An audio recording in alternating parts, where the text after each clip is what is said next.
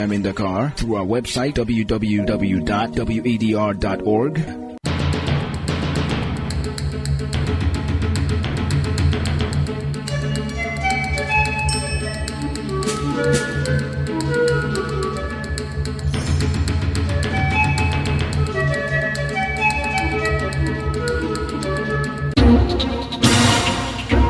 WADR, promoting dialogue. It's 6 p.m. in Dakar and Monrovia, an hour late in Praia, 7 p.m. in Abuja and Porto Novo.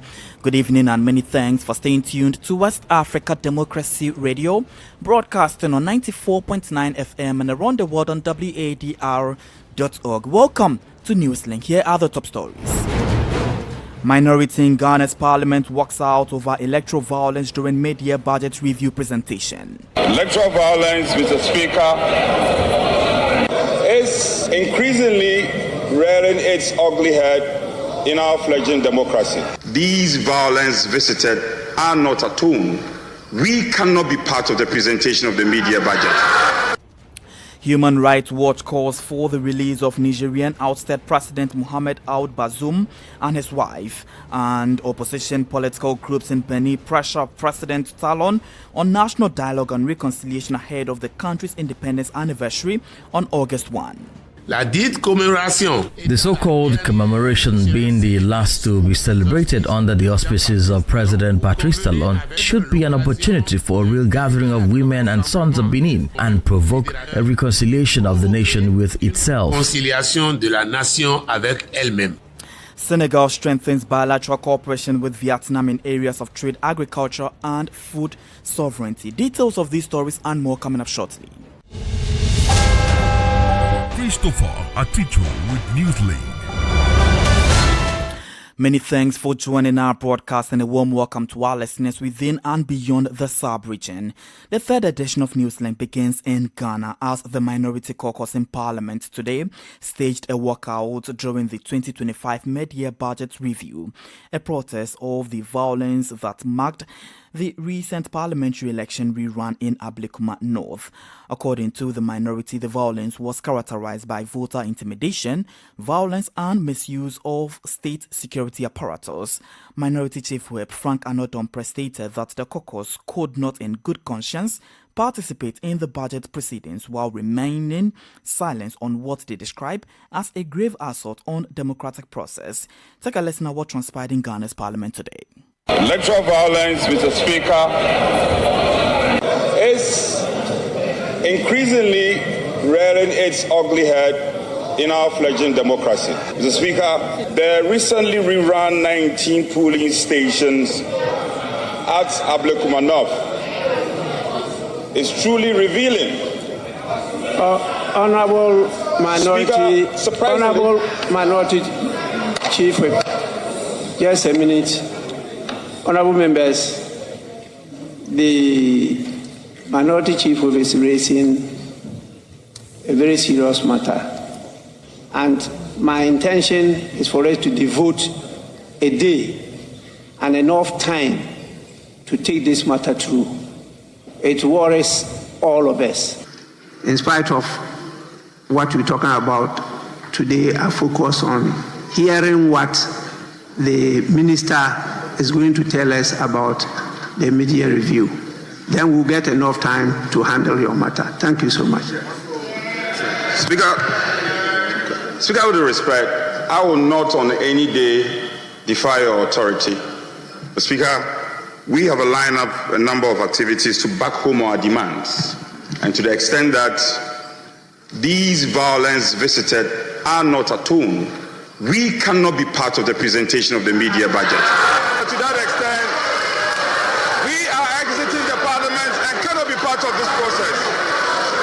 So So that's what transpired in the House of Parliament today. Earlier, you heard the Minority Chief Whip Frank Anodompre and the Speaker of Parliament. Now, right after the walkout, the Minority Caucus petitioned President John Dramani Mahama, the Dean of the Diplomatic Corps in Ghana, and other CSOs, calling for urgent executive action over what it describes as a grave erosion of democratic norms and an escalating environmental emergency caused by illegal mining, also known as galamsey. Still in Ghana and on matters of the mid-year budget review, the country's finance minister, Dr. Wadr says Ghana's economy is rebounding faster than expected, with key indicators showing strong growth and declining inflation. According to the minister, though the country was not out of the hope, there was hope in the horizon. Addressing Parliament during the 2025 mid-year budget review, the minister outlined major strides in fiscal discipline, debt restructuring or reduction, and infrastructure investment. Nadi Detete has more in this report. After inheriting what it described as a broken economy, the government says its bold fiscal measures are beginning to bear fruit. Finance Minister Dr. Wadr, during the presentation of the 2025 mid-year budget review, told Parliament that Ghana's economic indicators are moving in the right direction thanks to tough decisions and targeted interventions. The government of President John Dramani Mahama made a conscious decision not to make excuses, but to reset our country. We chose the path of structural reforms and transformation. We set out to reset our economy, restore good governance, and policy credibility. According to the minister, real GDP grew by 5.3% in the first quarter of 2025, the highest since the onset of global shocks in 2020, while non-oil GDP expanded by 6.8%. Inflation dropped from 23.8% in December to 13.7% by June, and the cedi appreciated by over 42% against the dollar. So far, we have almost reversed all the cedi depreciations in the year 2022, 2023 and 2024. It is important for us to note that it is the first time that this level of appreciation has been recorded in the 60 years history of the Ghana cedi. Public debt saw a notable improvement, falling by 113.7 billion Ghana cedis, while a primary surplus of 1.1% of GDP was recorded, a clear sign, the minister noted, of restored fiscal discipline. The minister also announced a range of reforms, including the operationalization of a sinking fund to manage future debt repayments, a payroll audit that uncovered over 67,000 irregular entries, and an upcoming VAT reform bill expected in Parliament by October. According to the minister, infrastructure remains a top priority. While celebrating the gains, the minister was quick to caution that risks remain, including energy sector arrears, global uncertainties, and high public expectations. He assured Parliament that the government remains committed to reforms and prudent fiscal management to sustain the recovery. We are not out of the woods yet. It will be premature to make that pronouncement. But the good news is that today hope is in sight, and we are determined to navigate the country out of the terrible storm we inherited from President Akufo-Addo and Alhaji Bawumia. For WDR, Nadiri Tete, Accra. Away from Ghana and to some diplomatic issues back here in Senegal, the government and Vietnam are strengthening their cooperation across multiple sectors. On Wednesday, several significant agreements were signed in Dakar in the presence of the Senegalese Prime Minister Ousmane Sonko, the President of Vietnam National Assembly, Tran Thanh Man, and his Senegalese counterpart El Malik Ndiaye. The two countries reaffirmed their commitment to collaborate in key areas such as diplomacy, trade, agriculture, and food sovereignty. Augustin Colley has the details in this report. Leading a delegation of over 100 members, including ministers, the President of the National Assembly of Vietnam was first received by the Senegalese head of state, Bassirou Diomaye Faye. This was followed by a one-on-one meeting with his Senegalese counterpart, El Malik Ndiaye. Several strategic cooperation agreements were subsequently signed, covering diplomacy, foreign affairs, rice trade, agriculture, and food sovereignty. El Malik Ndiaye also initiated a memorandum of understanding on parliamentary cooperation with his Vietnamese counterpart. He says, Vietnam is a strategic commercial partner, especially in the rice sector, where it covers nearly 10% of Senegalese consumption. Senegal, on the other hand, exports to Vietnam a variety of high-value products such as cashew nuts, fish flour, cotton, seed food, among others. This is the whole issue of this roundtable, which aims to explore together public policies, legal frameworks, and investment perspectives. In response, Tran Tam Man emphasized Vietnam's commitment to strengthening mutual trust and cooperation with Senegal. This official visit follows the meeting between Senegalese Prime Minister Ousmane Sonko and his Vietnamese counterpart on the sidelines of the World Economic Forum in China at the end of last June. Augustine qualified the reports. More stories coming up on West Africa Democracy Radio. Newslink continues. In Chad, President Mahamat Idriss Deby Itno has carried out a major reshuffle within the country's security forces to strengthen the efficiency and discipline of the service. Several senior police, gendarmerie, and intelligence officials were replaced on the recommendation of the Minister of Public Security. Details with Abdullahi Hassan. Changes have been made to key services such as the National Police, the Gendarmerie, the Intelligence Service, and the Chad National and Nomadic Guard. These officials were proposed by the Minister of Public Security. Specifically, the National Gendarmerie is now commanded by Major General Jibo Muhammad Hagar. Brigadier General Ibrahim Irik Adam Harun takes the reins of the Intelligence and Investigation Directorate. The new Deputy Director General of the Chadan Police is their former spokesperson, Comptroller General Paul Manga. He replaces Muhammad Abdelkader Omar, known as Babaladi, who happens to be a former rebel leader. In the Chadian National and Nomadic Guard, Major General Bouma Hemti Chogubu has been appointed Deputy Commander. The president's goal with these changes is to breathe new life into the country's security apparatus. He expects the new leaders to bring more efficiency, discipline, and coordination to the Chadian security forces. Abdullahi Hassan filed the report. In Côte d'Ivoire, the Ivorian government has responded to circumstances surrounding the arrest of Beninese journalist Hughes Kobla Sosokpe in Abidjan. Sosokpe, publishing director of the online media outlet Olofofo, was arrested in Côte d'Ivoire on July 10 and subsequently extradited to Cotonou despite holding refugee status in Togo. His arrest was carried out following an international arrest warrant issued by the Beninese authorities. Côte d'Ivoire maintains that all proper procedures were followed during the extradition of the journalist from its territory. However, the Ivorian government has officially invited Hughes Kobla Sosokpe to participate in a digital innovation fair in Abidjan. Government spokesperson Amadou Coulibaly clarified that the international arrest warrant issued by Benin was not known at the time of the invitation was extended. Crossing over to the Central Sahel, particularly in Niger, there are calls for the release of Mohamed Bazoum by Human Rights Watch. It has been almost 2 years since the National Council for Safeguarding of the Homeland, CNSP, led by Army General Abdurrahmani Chiani, overthrew the Nigerian president. Still in detention in an undisclosed location, the human rights organization demands his immediate release, as well as that of his wife. Francis Boniface reports. Mohamed Bazoum, overthrown on July 26, 2023, has remained under house arrest, making it difficult to communicate with his lawyers. This situation has been denounced by Human Rights Watch. The rights organization, in its press release published Wednesday, called on the ruling military to release him. The statement also denounces the legal proceedings against the ousted president after his presidential immunity was lifted in 2024.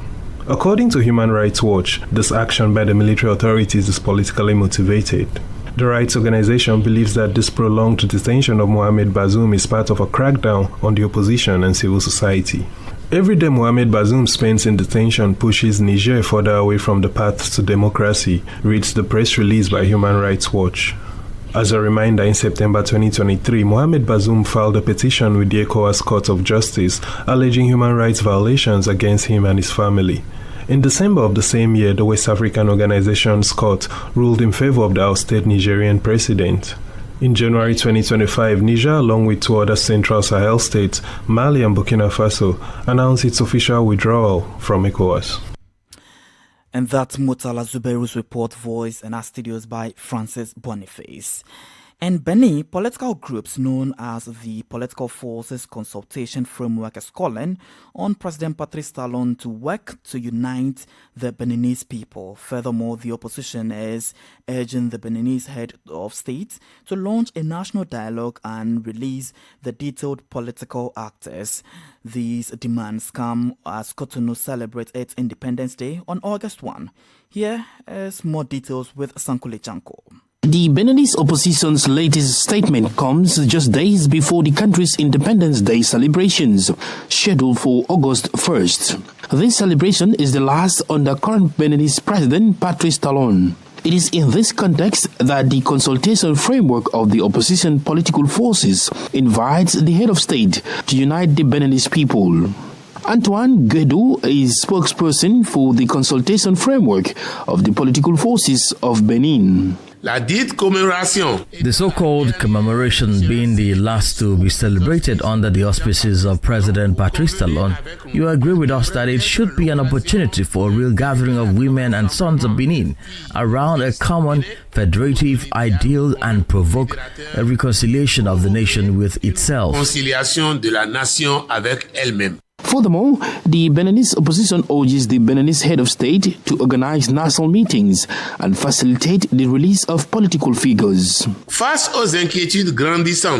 the face of growing concerns, we are launching a pressing call for President Patrice Talon to resolutely commit to making suitable decisions, liberation of political prisoners, return of political exiles, political dialogue and national assistance to be in phase with the will of his people in order to give a particular boost and arouse popular support for this event.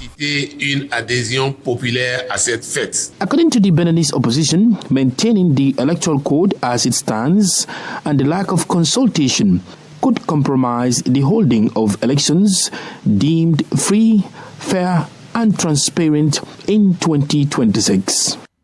Sankole Janko with details of Aziz Adam Sole's report from Cotonou. You're still listening to Newslink here on West Africa Democracy Radio, broadcasting on 94.9 FM and around the world on wadr.org. We're also live on Facebook at WADR English Service, as well as YouTube at WADR News. Here's a reminder of our top stories. Minority in Ghana's parliament walks out over electoral violence during mid-year budget review presentation. Human Rights Watch again calls for the release of Nigerian ousted President Mohamed Bazoum and his wife. Opposition political groups in Benin pressure President Talon on national dialogue and reconciliation ahead of country's independence anniversary on August 1. And Senegal strengthens bilateral cooperation with Vietnam in areas of trade, agriculture and food security. Still ahead in the news, we have the guest interview and sports news. Please stay with us. Fresh and breaking news all the time. Hear it first as the news breaks, only on West Africa Democracy Radio. Newslink continues.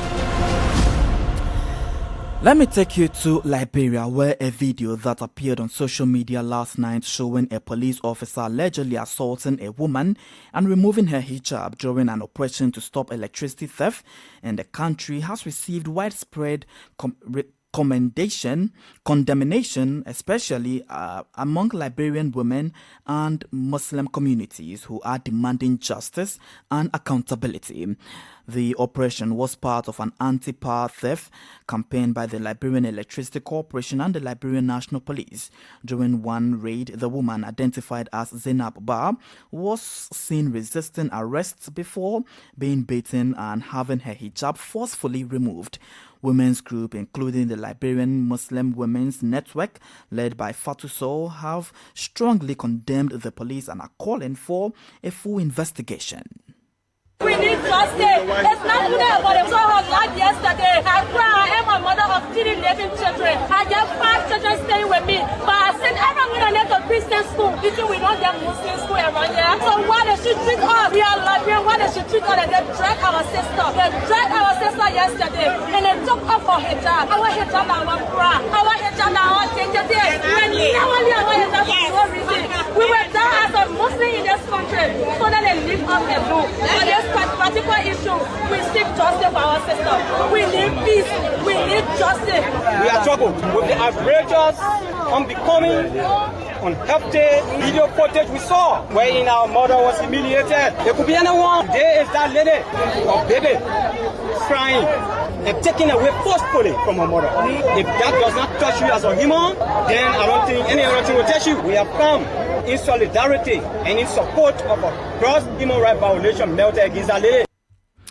And those are some supporters of the action that happened in Liberia, particularly with women's group led by Fatou Sow supporting or condemning the action of the police removing the hijab of the Muslim woman. Politics, Analysis on major news, social matters, and all. This is A Guest. And our guest interview this evening will stay longer in Ghana following the just ended media budget review presentation by the Finance Minister, Dr. Kesel Ato-Forsen. Our guest is Awula Sewa, an environmentalist, and she shares her opinion about the budget presentation, particularly focusing on matters or processes to curb galamsey, which is illegal mining. I always say that I prefer us to just say illegal mining because you see the galamsey, which has been with us for a very long time, they were using hand tools, so they did not cause this level of devastation. The illegal mining we have now is pure criminality, and it's nothing like what was going on in the past, using hand tools, and not using poisons to wash the gold or anything. Having said that, you are asking about the efforts. In the run-up to the elections, civil society asked for whichever government won to declare a state of emergency so that they could go into the forest reserves and the water bodies and deal with the environmental terrorists and their equipment. This has not happened. We also asked for the repeal of a legislative instrument 2462, which allows mining in forest reserves and which removed a lot of the safeguards that were there before LI 2462 was passed. That has not happened. The president promised to repeal LI 2462, but what he has done, or what Parliament has done, is to amend it, which does not go to the heart of the matter. And of course, we asked for a pause in small-scale mining, because there have been so many licenses issued to small-scale miners, and we can't monitor. So we don't know who is doing the right thing and who isn't. But if you pause it, then you can find out, and those who are doing the right thing remain, and those who are mining illegally, even though they might have a license, then you can stop them. So you can see that what we have asked for has not yet been done. I would not say for sure if it means the same in your perspective, but I understand that President Mahama said just last week that illegal mining in Ghana now is a national emergency. Is that not enough declaration as eco-conscious would have wanted? You see, everybody who lives in Ghana and who is observant knows that it's a national emergency. It's not anything that we have now discovered. We've known it for a very long time. That's precisely why we have asked for a state of emergency. Had it not been a national emergency, why would we ask for a state of emergency? So I'm not sure if it's now dawned on the president that it's a national emergency, but we have known it for a very, very long time. Even as far back as 2017, when the previous president said he was putting his presidency on the line, just that things have gone from bad to worse. And so declaring something, doesn't really mean much. And we are saying that the first step to take is to declare a targeted state of emergency. So you get your armed forces, your army, your navy, your air force to move and deal with this problem. And you do it simultaneously. You don't today run to this forest reserve and then you say you've claimed it, tomorrow you run to another one. But there's a coordinated plan where you hit about 3 or 4 areas at the same time. And are you also advocating for some sort of care for people who have been affected by water pollution in Ghana, especially women and children who, according to medical reports, have suffered severe medical conditions as a result of illegal mining. Yes, in fact, I've been saying that Ghana is on the brink of an ecological catastrophe. You have hit the nail on the head. We have these women who are, first of all, lots of people are suffering from kidney disease. In fact, I had a doctor saying that previously kidney disease, it was elderly people. Now they are teenagers in the illegal mining area suffering from kidney disease. We have the maternal deaths and we have the deformed babies. So we know that this is happening. And of course, they need support because when you have kidney disease, you need the dialysis machines. They're very expensive. But you see, that's what we are saying, that the problem is there. So in order for it to not get any worse, that's why we need to quickly declare a state of emergency and begin to nip it in the bud before we reach the point of no return. As we speak now, our water is being poisoned, and it's not just people in the illegal mining area. We don't know where our water comes from. And cyanide, mercury, arsenic, they don't have a color. And Ghana water doesn't remove them from the water. So when you get the water coming from the tap, it may be nice and clear. It doesn't mean that the toxins are not in it. So something needs to be done. It's the same with our food. Recently, some foodstuffs were taken, I believe, to the US and found to contain either arsenic or mercury. So we face a very real danger, and that's why we are appealing to our president not to spend any more time, but just declare a state of emergency. OSIWA is an environmentalist and co-coordinator of Eco-Conscious Citizens. And anytime you hear that whistle, it tells you that it's time for sports. And Augustine Colley is here with me. Augustine, good evening. Good evening, Chris, and good evening to the sporting world. Ansino of Namibia has been appointed by CAF to referee the Total Energies CAF Women's Africa Cup of Nations WAFCON Morocco 2024 final. Ansino, who had been one of the standout performers among match officials during the tournament, will make history as the first Namibian to officiate a WAFCON final. Her steady leadership, consistency, and calm control of matches have earned her the ultimate honor. She will be joined by an elite team of assistants. Alice Mtusi of Rwanda as assistant referee number 1 and Tabara Mboji of Senegal as assistant referee number 2, both of whom have been commended for their sharp decision making and composure throughout the tournament. In the video assistant referee VAR booth, another iconic name leads the charge. Rwanda's Salima Bukasanga Opanyo in global football, officiating and one of the most respected figures in the women's game, will serve as the VAR. Supporting her in line, final Letitia Vianan of Eswatini as AVR1 and Diana Chikutsha of Zambia as AVR2, both rising stars in Africa's officiating ranks.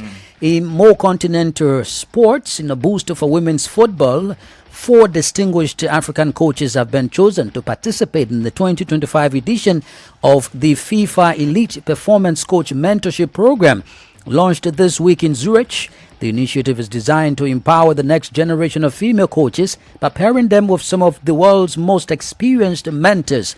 The African contact comprises Desiree Ilitz, head coach of South Africa's Bayana, Shilen Bosen, head coach of Egyptian Women's Premier League side Wadi Dikla, Medre Omari Chichi, head coach of Kenya's Under 17 women's national team, and Silamatwi Kebedi, head coach of Liberia's senior women's national team. Over the coming months, each coach will be assigned to a seasoned FIFA elite performance coach who will offer guidance on tactical analysis, player development, leadership, and long-term strategic planning. And that's the latest in the world of sports. Except you want to add something quickly? Well, I just want to find out from you that Morocco, Nigeria for CAF finals. Who are you predicting to win? The WAFCON final? Yes. Of course, I mean West Africa. I will have to go for the West African country. Yes, Nigeria. Right. Thank you very much, Augustine Colley, with that sports. And with that, we've come to the end of today's edition of Newslink here on West Africa Democracy Radio, broadcasting on 94.9 FM from Dakar, Senegal. Many thanks to you, and many thanks to Mustafa Sek and Umu Danyogo for the technical assistance. Do interact with us via our social media platforms, X, formerly Twitter, Instagram at WADR News, and on Facebook at WADR English Service. Coming up at the bottom of the hour is our environment program, Enviroscope, with Abdullah Hassan. I am Christopher Ticho. Good evening and enjoy the rest of our broadcasts. And many thanks to you for listening to Newslink via Hot 104.3 FM, Newmi FM 94.0, Hilltop Radio 104.7 FM, and Veritas Radio 102.9 in Banjul, the Gambia. We also appreciate our listeners in Liberia via Alternative Youth Radio 98.9 FM, Lofa County, Radio Kagama 94.5